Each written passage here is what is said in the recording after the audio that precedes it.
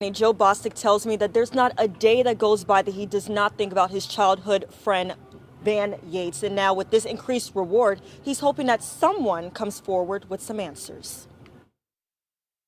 A reward reaching over $22,000 to learn more about the murder of Van Yates.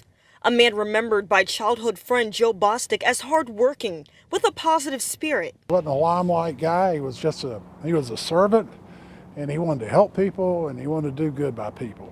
And we miss him. On January 25, 2015, Yates and a landscaper were working in his backyard on Fairfield Street in High Point when two men walked up to him asking to buy his lawn equipment.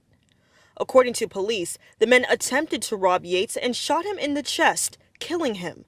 It's very unfortunate. We lost a good man and a very, very dear friend to me. I mean, I knew him, probably the first time I met him was 6 years old and we were in the first grade. The suspects got away in a tan-colored Honda with a woman fleeing the area. At the time of the homicide, police releasing this sketch of what the suspects were believed to look like. The men also connected to two other robberies. Crime Stoppers placed a reward of up to $5,000 to help solve the case, along with over $17,000 being donated by anonymous donors, bringing the total to over $22,000. I know there's got to be people out there that know what happened, that know the people, that were told what happened and all that. And it's time that, that somebody could step up, do the right thing, bring some closure to this for his family and his friends.